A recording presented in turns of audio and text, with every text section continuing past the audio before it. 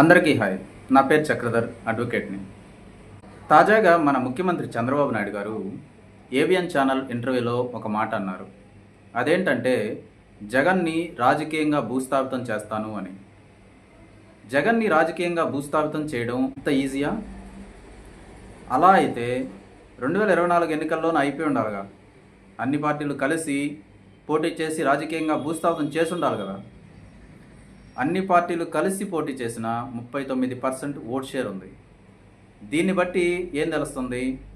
Jagan is the strongest leader in AP.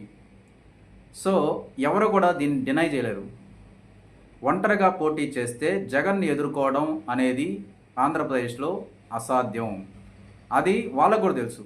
అందుకే కూటమి అనేది ఏర్పడింది. 3 పార్టీలు, 3 సిద్ధాంతాలు గల పార్టీలు, ఒకే కాజ్.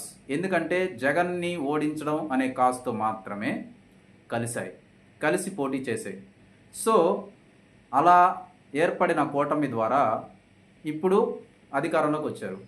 ఇప్పుడు అధికారంలోకి వచ్చి ఇప్పుడేమంటున్నారు? జగన్ని రాజకీయంగా భూస్థాపితం చేస్తాను అంటున్నారు. 39% ఓట్ షేర్ ఉంది జగన్కి. వీళ్ళని ఏం చేస్తారు? ఈ జనాలను ఏం చేస్తారు?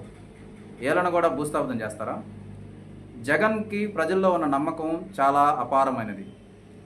జగన్ అనేవాడు సామాన్యమైన నాయకుడు కాదు. జగన్ ధైర్యము సామాన్యమైనది కాదు.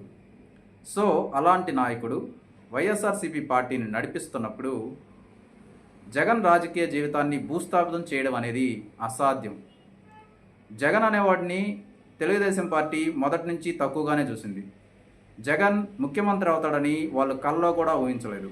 అయి చూపించాడు.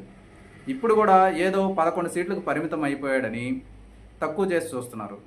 సో అలాగే వాళ్ళు చూస్తూనే ఉంటారు. అయినా కూడా తిరిగి జగన్ అనేవాడు లేచి నిలబడతాడు. ఖచ్చితంగా మళ్ళీ ముఖ్యమంత్రి అవుతాడు. సో జగన్ రాజకీయ జీవితాన్ని భూస్థాపితం చేయడం అనేది ఎవ్వరి తరము కాదు.